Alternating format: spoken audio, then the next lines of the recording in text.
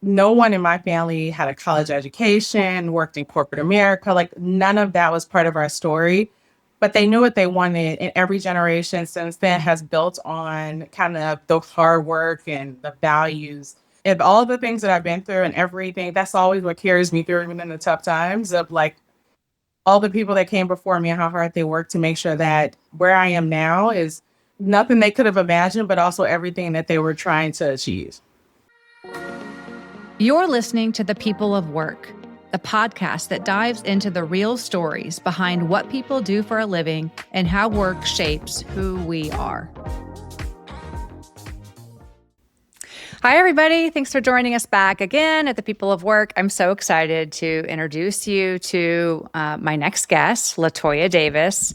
LaToya is, first of all, a very good friend of mine. LaToya is the executive HR business partner at Kimberly-Clark. She has a very wide range of responsibilities there. We're going to talk about that. But I want to dig in first to explore LaToya's background and how she ended up in HR to even begin with. We're going to talk about why she chose Purdue and I was at IU. You know, somehow we still remained friends throughout that. So LaToya, thanks for joining me today. Appreciate your time. So excited to be here and love the podcast so far. And I'm excited to be here. So let's go back to the beginning, whatever the beginning is for you. Think about when you're at home. I'm interested in learning about how work was framed for you. Like what was happening at home? Were you doing chores and getting paid for them? Were your parents were they working and were they talking to you about college or entrepreneurship or a dream job? So give me the lay of the land. I was brought up with a single mom. I'm the only child, but I grew up with a lot of family around me and a family environment where like it was a big support system. So single mom, one household. We always had people, cousins, friends, people that grew up in my house, people that went to school there because a big value in my family and our kind of ecosystem was around support. So in whatever form or fashion. So there would be times where people would move to different neighborhoods that had better school systems and things like that. So, we're all going to stay in one house and we're going to make sure everybody gets the best opportunity.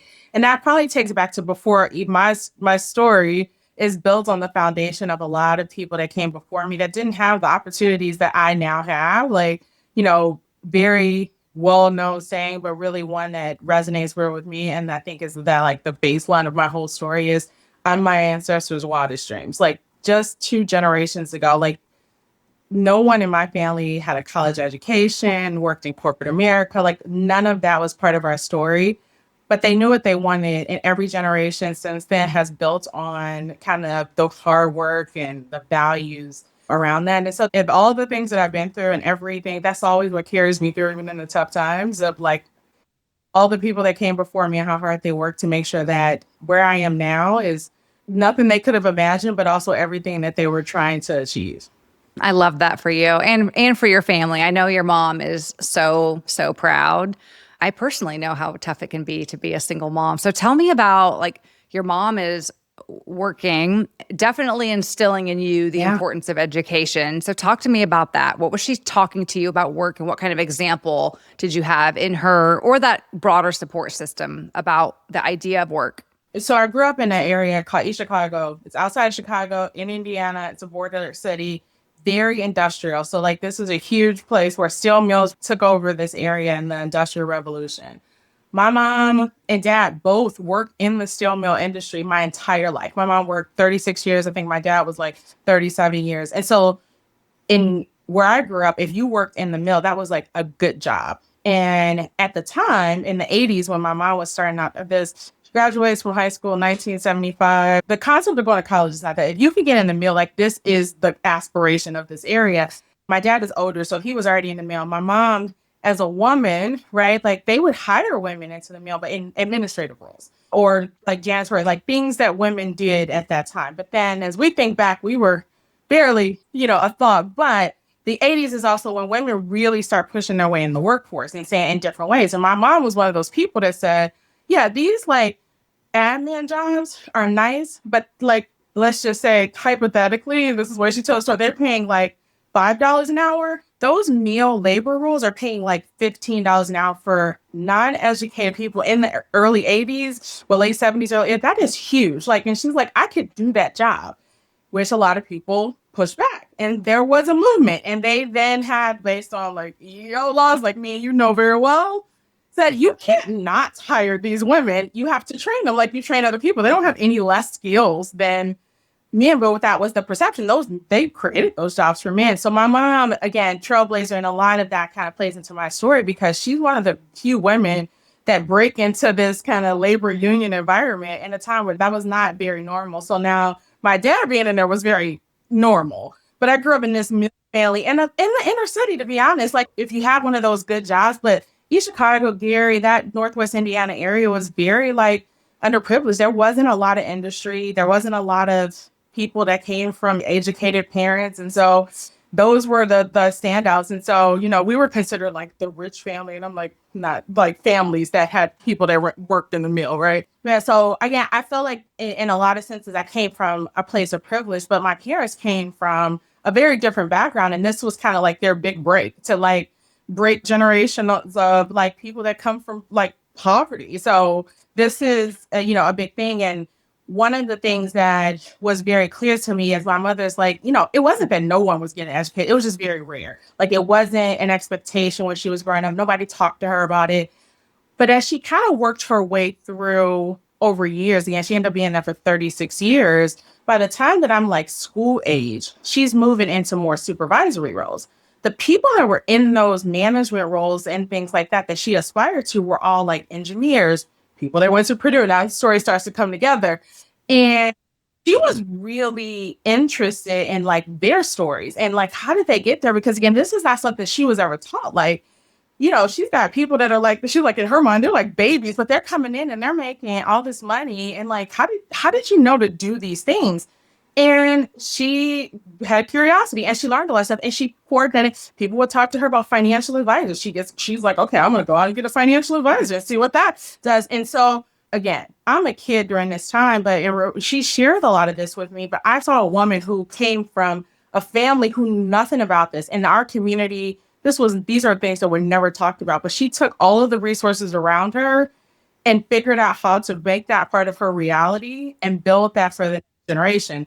So for me, I laugh when people sometimes say, I don't ever remember going to college. It wasn't like you should consider going to college. Like we never talked about anything else. Like from that point, my mom is like, you need to go to college tours. Like she's like, you were going to sign me up for stuff at Purdue Calumet so that I could get any type of development program that they would have. And these people I work with, like, we're sending our kids to this camp. And she's like, I'm going to send my daughter to that camp. But I do remember like my friends and stuff like that maybe didn't have parents or a mom that was absorbing all this stuff and trying to replicate it. They're like, where are you going? What are you doing? Like, how did you even know that that's the thing? So I'm immensely grateful because I feel like in an environment where this was very unusual at that time, and given the circumstances, the fact that I was awarded so many opportunities, a lot of that I fully attribute to the work that she did and the fact that she believed enough in what she could pour into me that got me to what it was. Like those opportunities and taking advantage of that knowledge really paid off for me immensely.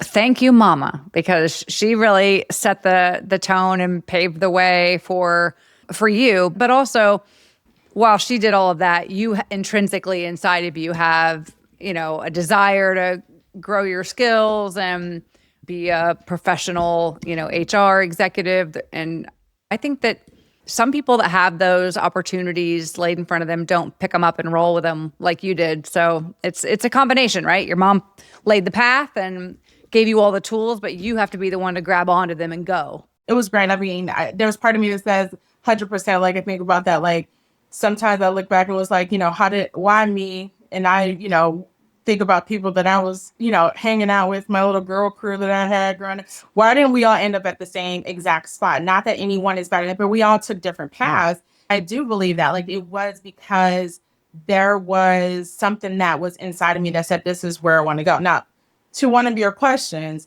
let me be clear. My path that I had in my head had nothing to do with corporate America, had nothing to do with HR. She was dead set on me being an engineer. And I think she thought, like, again, like she's following she's basically following a protocol of like, how do I make my daughter one of these people that is making like six figures in the 80s? And I don't want anything to do with that. I don't like math. I don't like it. I don't like science. Like in my mind, I was like, what I'm going to do is I'm going to be Oprah. This was my full on life path. Like, so I love to write. I love public speaking. And I was like, yeah, I'm going to do something related to that. Were you young, like a teenager when you were like, that's me. I'm going to be I the was next young. Oprah? Yeah. And it Okay. started like, I mean, I grew up in the church as well. And so, look, if they like, we have church announcements at Black Church, which is like a big situation in the Black Baptist church. If you've not been to one, I will take you to one. It's a thing. It's different now that churches have changed. That's how that started. They asked me to do church announcements once, and I was like, listen, I could do this all day. This is great. Does this pay well? Right. And I was young. I mean, I was probably like 7, 8 years old. And I was like, oh, that's so cute. And then I just like, well, like any opportunity, anytime you guys want somebody to speak in front of other people, like I'm all here for it. And then just as a hobby, I always enjoy writing and poetry and stuff like that. So I was very much like that kind of like right brain type of person growing up. And again, none of that lined up with an engineering future. She didn't quite see that at the time. What was your first job did you work as a teenager? I started work when I was 14. I was also a cheerleader. I was in several academic clubs, and I was the only child that was super boring when I was at school. And I was a nerd. And LaToya, your mom she didn't play. People would be like, oh my God, let me get a report card. And I'd be like, oh my God, I got like a D or a C. I was like, oh my gosh, you should probably like run away. Like, this is crazy. And it'll be okay. Like it was unacceptable. If you didn't get A's and B's, that was an issue. Like we could discuss why you may have gotten a C, but anything below that, she was like, I didn't even like, she'd be like, I don't even think like if those grades get printed, like you should like look for another place to live. Like I believe that in my heart. I know in real, like as an adult, she probably wouldn't kick me out. She had extremely high expectations and the bar was always super high. I was a straight A and B student all the time. I was in honors classes. I was doing a lot of activities and things like that. And again, outside of school, I was doing like other academic programs that she could find for me as well. So as much as I didn't like math and science, I actually didn't do that bad because they kept putting me in honors classes, even though it was like, I just don't love it. Like I'm not excited to go to physics or anything like that, but I did it. So my first job was I worked at the public library, which was like a dream for somebody who likes to read and write. Like this is great. My grandmother, my father's mother, her entire career, she worked in the public library. So it was like a couple, it's close to the elementary school. So she worked there in like the AV department. At that time, they were like checking out like, I think it like video cassettes and stuff like that. The power of networking. When I was old enough to work, they would hire people. And all I did was put up the books that people brought back in from that. I did this a couple hours after school, like 3-4 days a week. It was awesome. Yeah, it would take me about 17 minutes to do that. And the other hour and a half sitting in the shelves reading books. Yep. That's getting paid. I worked from 14 until I went on maternity leave with my oldest son nonstop. I had never not been employed, but I took an actual break from working and I thought I was going to lose my mind. And at that point I was 30. And I was like, I literally have no idea what to do with myself. I have not been not working in some form or fashion since I was 14 years old. Yeah. I think that's telling because to me, what that says is you enjoy work.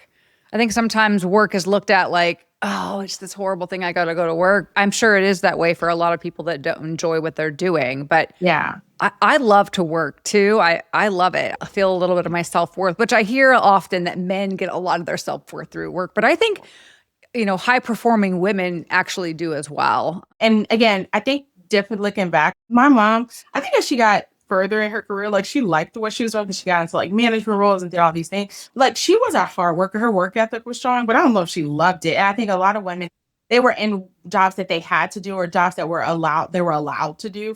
And then enters in a new generation where then you are starting to go into careers about things that you actually like. So I think we have more opportunities. And I've always felt like that. Like I've had jobs that I didn't like. I've had lots of days where I'm just like, okay, maybe I don't like working. And every time I even consider it, like I said, I tried it once before. It's so much of a part of who I am that I can't imagine that. So I think that like now, again, similar to probably what men felt like, we have more options and you can kind of work in the way that you want to work, that probably creates a stronger connection to like actually liking to work. Completely agree with that. So let's talk about your journey into Purdue. I mean, it seems like Purdue was kind of lined up for you. Thank you, Mom. We appreciate that. Was Yep. Purdue the only school you applied to? Like that was the school you Nope. wanted to go to? Okay. Talk to me about that. I had very different perspectives on things. Like she had a clear plan. I also had like a 5-year plan, probably starting at like 12 or 13, which is probably would be validated by most of my childhood friends because I was that kid. Fun story. So I only applied to HBCUs, all historically Black colleges and universities. I grew up watching A Different World as a sitcom, and it completely shaped my perception of what college was supposed to be like. It was not what was happening on A Different World. I was like, no. So I'm going to go to Howard or Clark, Atlanta. I had a whole list. None of them included Purdue. My mom, like, we're working on college applications. She fills out the application for Purdue, mirroring what I'm doing on these other, because I was like, I don't even want to go there. But yeah, go for it. Like, you do that. So I applied to probably 5 or 6 HBCUs and then IUPUI and Purdue. Purdue was the least favorable on that list for me. How did I end up there then? Because your mama has the foresight. Teenagers don't make decisions by themselves.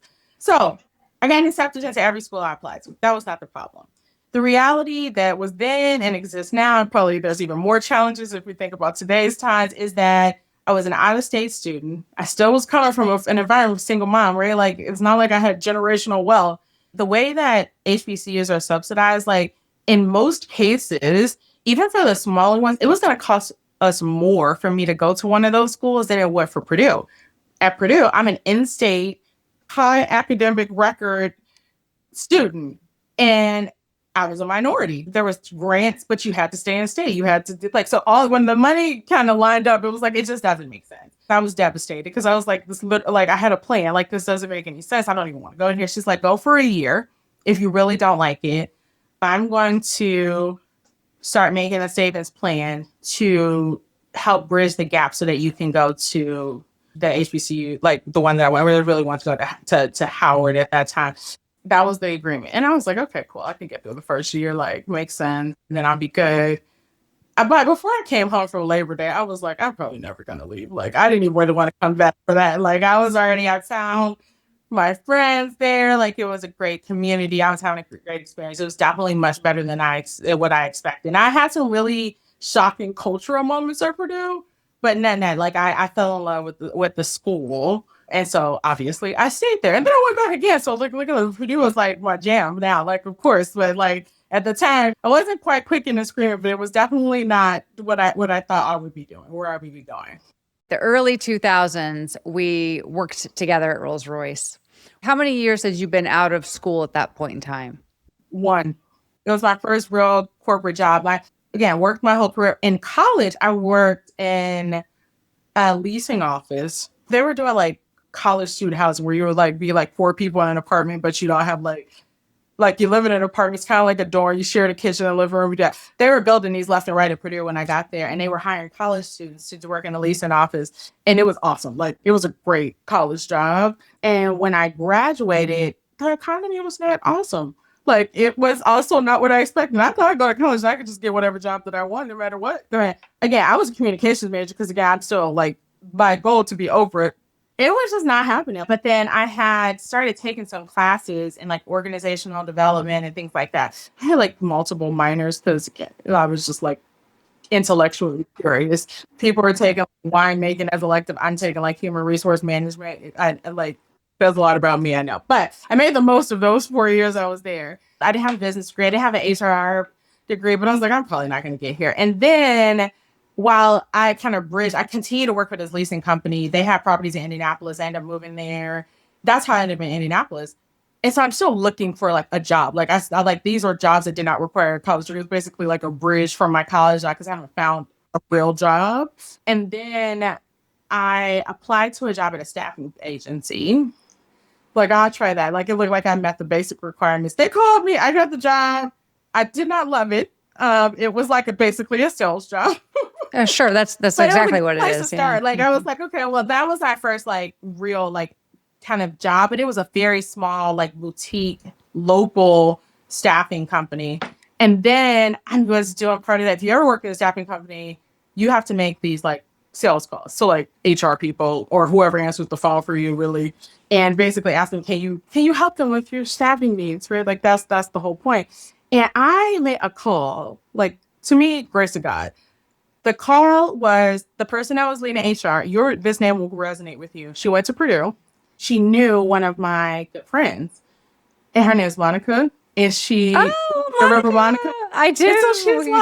And so she's like, oh, I remember these days. I started off in a staffing agency. She worked for like a DECO or something. She's like, and then I came here. She was like, have you thought about corporate recruiting? And I was like, yes. Do you have jobs with that? She was like, actually, we're about to hire like 4 recruiting coordinators. It's a great place to start.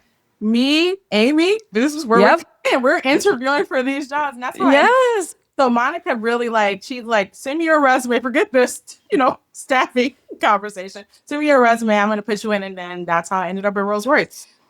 A staffing agency, I feel like you're either a really good like salesperson and you love it and you do it for like your whole career, or, it truly is kind of a jumping off point for so many people that want to get into HR. But I've also seen people who want to get into HR and start the staffing. They'll start somewhere where it's, commission based, and they'll see that money. And then it's hard for them to transition out of like a sales account executive type role into HR because they've gotten used to this base plus commission. And let's just be honest, when you're starting in an HR role at the entry level, the dollars are not what they are. And like that, if you're making commission, again, I remember when I was interviewing at that time age, 100%, that's what they were selling. Like, here's what you're going to make like as like a starting, kind of like hourly rate. They play hourly, but here's your earning potential. Like if you get like clients and you place people in certain roles. And so it's like, oh, I can do that. Right. And I felt like I could have. You never know where your path is going to take you. And like, yeah, I still had lots of friends. And then as my career in HR blossomed, you're right, like 100%. Like I know so many people that started and spent a lot more time in different agencies or starting on that side of like whether it was like that kind of roles or executive search and make that transition. I think I left Rolls-Royce a little bit before you. You did, yeah. Yeah. And then you ended up moving on as well. Tell me about the transition to was it J&J where you went next? So when I left Rolls-Royce, it was the first reduction in force, that 2008. I remember. It wasn't great when I graduated. It didn't kind of like got a little bit better, and then things were wrapped up. And then with that big economic downturn and after the housing crisis and all that, like again, immensely grateful for the experience. I still live by a lot of the things that I learned at Rolls-Royce more than any. And I have now worked at like 5 other places. It built my foundational knowledge of like corporate HR. But at the same time, like I was definitely like not the most valuable player. And now as a senior HR leader who has to make these kind of decisions, I get it. Was it on my, kind of bingo card to get laid off at like 24? No. That was not a part of your 5-year plan, LaToya? But everything worked out. So I bumped around a little bit. I went into I went to work for a financial services company. But when you left and when I was doing more, remember I was doing more like university recruiting, which I loved that. I learned so much. That kind of became my brand for a while. So I was doing that. I went to work for this company. They were trying to build up university recruiting in a consulting way. I realized very quickly consulting models are not my jam because it's very hierarchical and it's a lot. They wanted to work like 15 hours a day. It was a lot going on in there. And then they actually end up laying off the entire recruiting department like 6 months after I got there. I did not like it, but I was not in a position to quit a job, but they gave me a severance package. So I was like, okay, so maybe like direct hire is not the way to go. So I actually started applying to and going to agencies back to us. So, but as a candidate, I'm like, well, maybe if at least I know it's a 2 or 3 month contract, at least I can do that. And then I ended up at Roche. This is my foray to healthcare for the first time. Loved that. But I actually got recruited from someone like a recruiting event. And they were like, oh, we're about to hire a whole bunch of recruiters at a company called Ingersoll Rand, which is the parent company to Train and some other industrial products. And so I ended up going there and I spent the next 4 years. But this is also the end of my recruiting career. It was great. I learned a lot. I went from university to professional recruiting. I did some executive recruiting. And fast forward, this is a pivotal kind of, to me, inflection point in my story. There's a VP there. And I find I hope that someday she sees something like this because I want her to know how much of an impact she had on me. She was such a great mentor. And I was like, I want to be an HR business partner. And she's like, that's awesome, LaToya. I totally think you could do it. Because she was like, here's what I want to tell you in reality. You're not going to be competitive. And I was like, I was very sad because I was just like, nobody had ever told me I couldn't do anything. And I was like, I feel like I can. Like, why are you saying that? She's like, you could do it. She's like, here's what you're going to be up against. She was like, the industry is changing in HR. That role, which will use an HR generalist, is really focused on partnering with the business. And you need a strong business acumen. And she's like, you don't have a business background. You're not that close to the business now. And you don't have a business background. She's like, that is something that is in your control. And this was her advice. She said, you are in control of those things. If that's what you want to do, then focus on getting those things. And she said, if I was you, I would start by getting an MBA. And I took that. I ended up finding I was pregnant with my oldest son not too long after that. I went on maternity leave. I came back. It was hard. And then this is the first time that I really did not feel happy at work. I'm starting to rethink my life plan at this point. I'm married. I have a baby. I'm like, I'm not like, I'm leaving dropping my baby off at daycare and a job I don't really love anymore because this isn't what I want to do. So I made the decision with my husband at the time that I was going to quit. He had just finished college. We decided that we could work it out, made the plans. I, for the first time, this is spring, I am unemployed. But at lockstep, I am now actively studying for GMATs, yeah. Yeah. So I can go to grad school and I'm going to get an MBA. And that's how I ended up back at Purdue. Again, Purdue, not my first choice in this round either. I looked at Duke. I wanted to do an executive or like a professional MBA. These are super popular then. Because I said, I have a little baby, right? Like I can't go to school like full time. And then Purdue shows up again. It's like, we have like scholarships for people. You're an alumni, like all these things, which they're kicking off their weekend MBA programs. And that's why I ended up going back to Purdue, did an executive MBA program, which gave me a lot of flexibility. It was hybrid. Some of it you did kind of with your team self-paced. And then we did these like on-site residencies like every 6 weeks. And it was great. It was a great experience for me. I loved it. It was an 18-month program. So it was very accelerated, but you would spend like days in classes. It was a lot.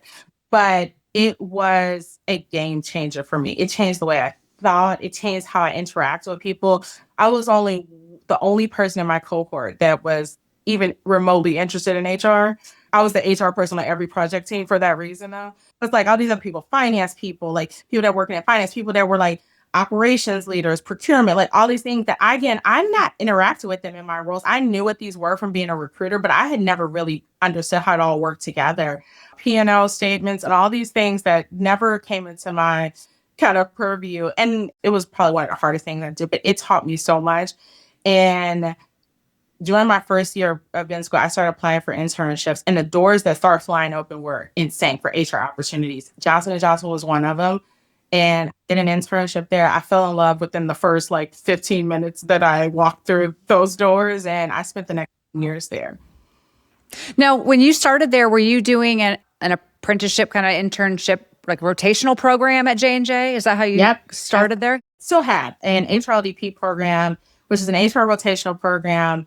And at the time, it was heavily focused on people that actually were career changers. So it was like, I think the minimum requirements was like 7 years of corporate experience. But all of the people and they were cohorts, and it was a 2-year rotational program. Everyone had other work experience because you had to. None of it was really like HR. There was me and one other person in my group that came from a recruiting background in a similar story. He actually went to Purdue too, ironically. It was very ironic. And then everybody else was from like finance, a lot of education people that were making career changes, people that were coming from operations, and then decided that they wanted to do HR. And so you would rotate through these different ones. So you did a year as an HR business partner, and then you did 2 other what we call like corporate function rotations. So like I did total rewards. Some people did, different parts like learning and development or performance management, talent acquisition, that you would rotate through all of that. Well, one of the things that J&J is immensely good at is developing talent. You do the program, and it is like the premier program is endorsed by the entire HR executive committee, get a lot of exposure. Programs won lots of awards. It was awesome. You get a lot of visibility. After that, you're kind of also managed through this kind of like hypo train from that point on. So it just ended up being like for me, like a 10-year rotation program. I've had more experiences in the 10 years of my career than I did in the entire first 10 years of my career. I think it's important too, LaToya, to point out for people that are listening and thinking, okay, wow, 11 roles in 10 years. I'm lucky enough to know LaToya, so I've been around for this journey. There were a lot of those roles were, it wasn't like you were like, I'm bored in this role, I need a new role. They were coming to you and saying, I want LaToya on my team. And so all you had to do was be you. And, you were a high performer. We've already talked about how you love to work and we get a little bit of our identity through work.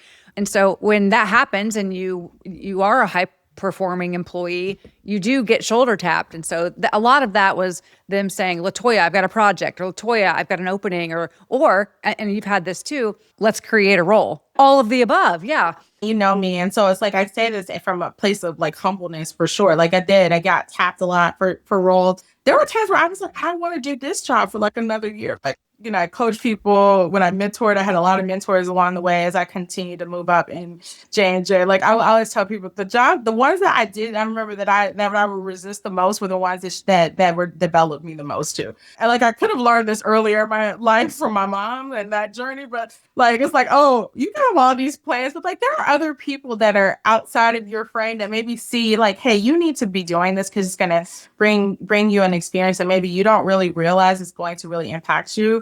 Meanwhile, I'm looking at this bright, shiny role over here. It's like, oh my God, it looks like they're having so much fun on the sales team. Like they take trips like twice a year. Like, I want to do that job. And they're like, no, LaToya, we're going to put you over here in supply chain. And I'm like, oh, trips in supply chain. Wow. Go over there. Yeah. Is there a supply chain trip to Mexico?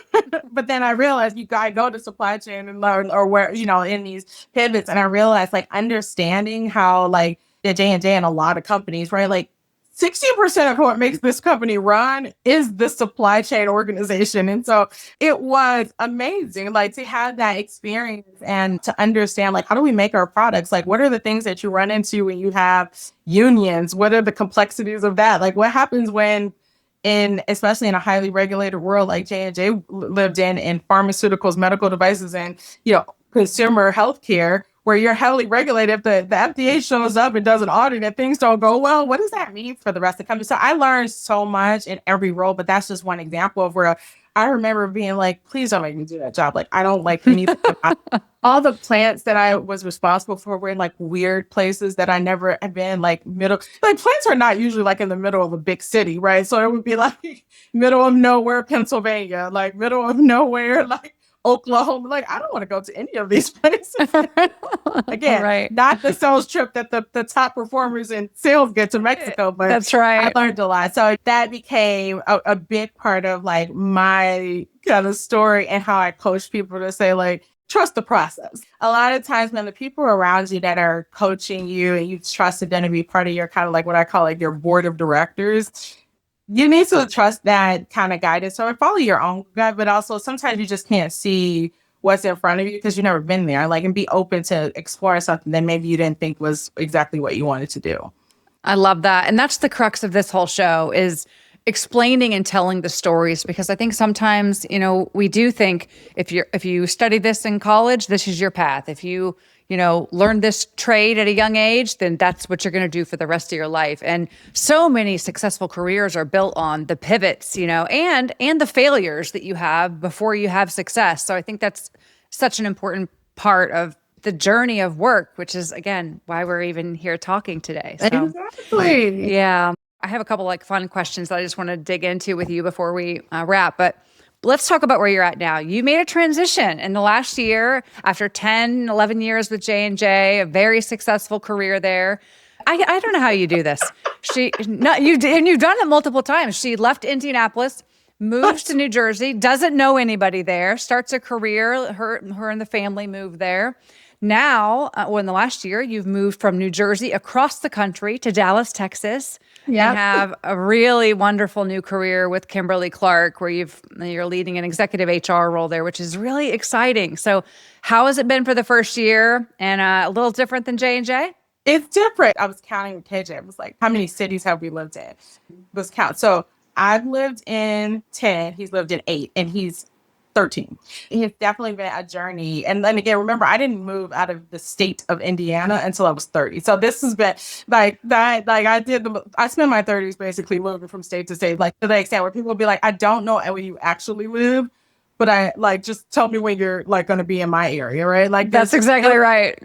it was great. This move was different. During pandemic times, all of these life plans, like a different LaToya emerges where it's like, look, you cannot predict that. And I had a lot of like, I would say a lot of yellow flags along the way. But like this journey where like, I think I could tell myself everything that's going to happen in my life. I should have known that, but it really hit home for me during that time. And, a lot of us had times of reflection and lots of life changes during that time. But this is big for me. And the biggest thing for me was, so I had two more kids. So I have twin boys in addition to my oldest that I've dropped multiple times. And they were born literally the week before Christmas, 2018. And then a lot of life changes happened in 2019. It was a tough year going from 1 to 3. And then also realizing, oh my gosh, like it was easy to pick up and move when we left Indiana with just one kid. We put him in a baby carrier. We carried him around. We took that stroller everywhere. Like he was with us wherever. Having 3 kids and having 2 babies at the same time, we were in a very different spot and we had no family around. And it was already a struggle just to get through that. Like, and then we weren't even in a drivable distance. People supported us. Like, for anybody that hears this, tons of support where we could find it. But it was hard. Like, I mean, we lived all the way on the East Coast and most of our family was in the Midwest. It was tough. So we kind of got to a point where I was like, I don't know that I can raise 3 kids without the family. This is not how I grew up. You think about where my story started. I don't know that I can do this. Like, so right around the time we're like, we probably need to consider moving back to the Midwest. And then there's a global pandemic. So then it's like, okay, now it's even worse. Nobody could get to us. We can't hardly get out of here. But it was like, as soon as we could get out, now all plans lead to, we have to go somewhere where it isn't. And the reason that we ended up in Dallas was actually bizarre. So as we were thinking about moving, a lot of people were having similar life plans, but a lot of our friends and family were moving to Dallas. And we were like, what? Like, I lived in Austin for a while. And I was like, I've been to Dallas. It's really big, but it's like it's just not a lot of stuff there. Like, what are you going to like? There's jobs and there's all this building and it's the fastest growing. And I was like, really? So I'm doing research. And then around 2022, of those many people that were doing, somebody invited me down and to spend a long weekend there. And I fell in love. And I was like, oh my God, this is great. I felt a sense of community, had so many people that I know. I knew the DFW is huge, but it feels a lot smaller. And I was like, I have to do it because I was very unhappy, like location, and then like dealing with the family situations. And so I decided that like in my head, I come out and I trip. I was like, I'm moving to Dallas. I don't know how I'm going to get there or what we're going to do. And I was also in the process of, doing a return back to office with J&J. So I was like, okay, well, that's contradictory to this. So fast forward, it was probably one of the hardest decisions I made because I knew what I wanted. In my heart, I wanted to be in Dallas. It was the right thing. I did not want to leave J&J. And we had 0 jobs that I could do. And so I remember making the choice and then talking to my leader at the time and saying, I have made the decision that me and my family are going to relocate to Dallas, which was intended to be a resignation. And they were like, do you really want to leave the company? We value you. Maybe we can figure something out. I'm so grateful. And they made a lot of accommodations to try to make this work. I went back and forth from New Jersey to Texas. I moved. It was really hard. Like the company tried. And I realized it wasn't fair to them. It wasn't fair to my kids. I was here. I was exhausted. And all of the reasons I wanted to move here were like not really happening. And so I made the decision that it was time for me to look for something outside of J&J. And the power of networking led me to Kimberly-Clark because one of my former J&J colleagues was leading. She's now my boss in HR. And I was talking to her about that challenge and lots of other things. We were just kind of networking. And she said, if you decide that you want to leave J&J, I think that I have a role that I could find for you here because it would be great to have you here. So again, and just to be clear, I had not worked with her in probably 7 years. And that's how I ended up at Kimberly-Clark. It was familiar in many ways because it's a similar culture and very family oriented. It's a Midwest company and feels very Midwestern because a lot of Midwest values. It was consumer products. So I had that experience from my time at J&J. I'm in good company. There's a lot of J&J alumni there from the consumer space. But then it's also was an opportunity for me to take everything that I learned and built at J&J because look, some of the best and the brightest. I say that, from the rooftops in the HR industry from J&J. And I learned so much from every leader, every team member that I had there. Kimberly-Clark is in a different place in that journey. It's a smaller company with a great brand. And then they were starting in a transformation and like all the things that I feel like I learned, I feel like it led me to this place because I've been through a lot of this already. For a lot of people, they see this is new. And so now I'm in a position where I can help lead through this transformation that the organization is building. And it's been great. Like, so it's been challenging at times because again, J&J is a big, massive engine and a lot of resources that I'm used to. We're still building that at KC. So you realize how privileged you are to come from a company that size that has like a massive amount of resources. But it's also great to be a part of building something new and really kind of like taking everything that I've learned over my 22-year career, but definitely that last decade and apply it and be able to add value. I've been there for less than a year and I feel like I've already been able to contribute to so many different major things and make an impact.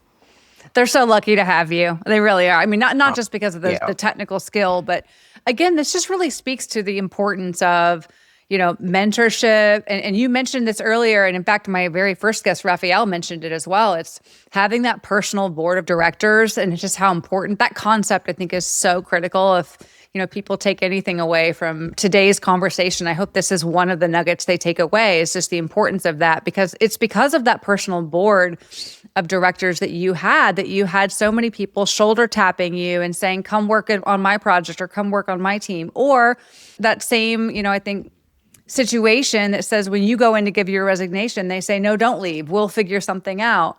And then that leads to the next role at Kimberly-Clark, where somebody you worked with 6 or 7 years ago says, oh, if you really are, thinking about leaving, let me know. We might have something here for you. I think all of those things happened as a result of you having the right relationships, the right connections, building relationships with people, not burning bridges, and building out that personal, board of directors for yourself. So that's beautiful. And I think a great lesson.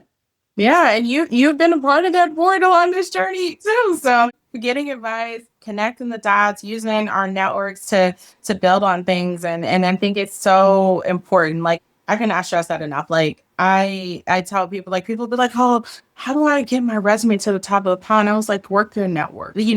Thousands of people in the job market.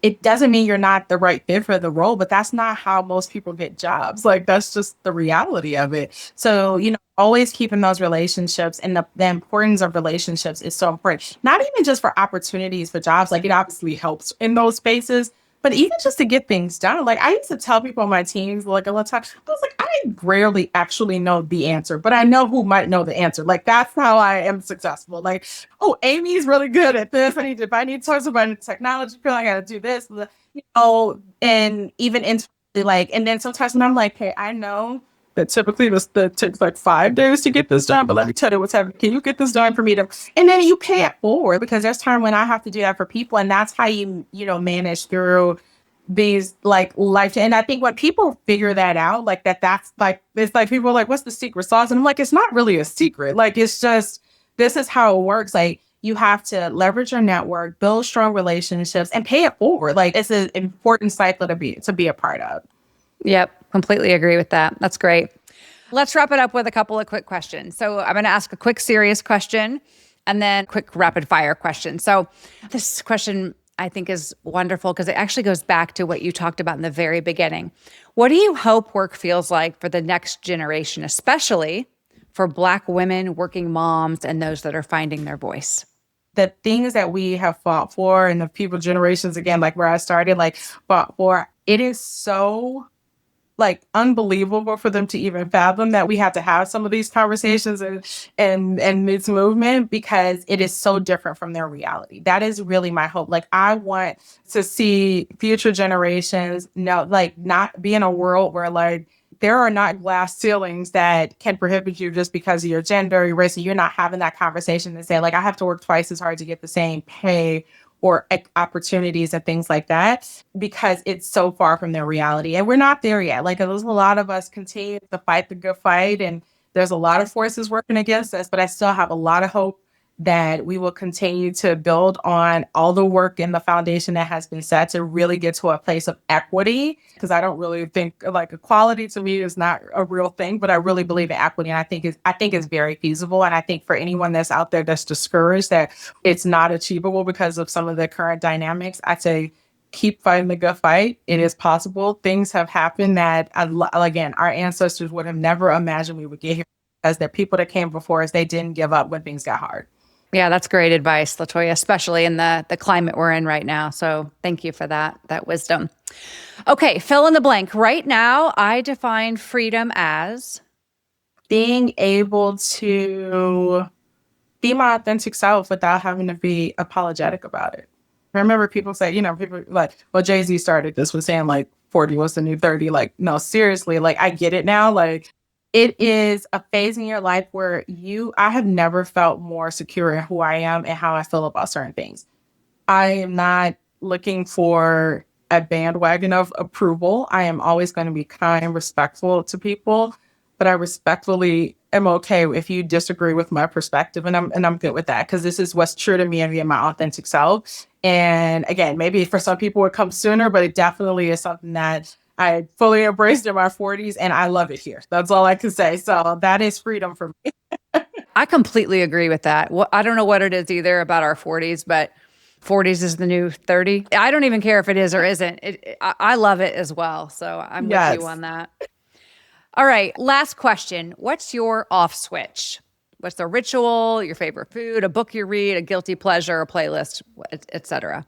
Yeah, it's probably like a combination of some of those things. Like I'm like a person who loves high intensity workouts, but I cannot work out independently. And so this is how I disconnect. I like when I go to like a boot camp and they tell me everything into the all the stations set up there for 45 minutes. I don't have to make a decision except for the fact that I got to show up and then I got to finish it. And then if I start doing something that's not aligned with the process, I'm like, you need to get back on track. I love that. I'm in this office or my office building or with my kids making decisions all day. And I love the fact that I can kind of like do something that's good for myself as a person, like my health and my well-being, but also completely disconnect and not have to be the one that has to make the decisions. I love that. I love that. And this is not related, but I'm just going to say it anyways, since you brought this up. A piece of advice I got from you, I don't even know if I ever told you this, but you gave this piece of advice to me years ago. We met for dinner at a PF Chang's in Indianapolis, Keystone at the Crossing.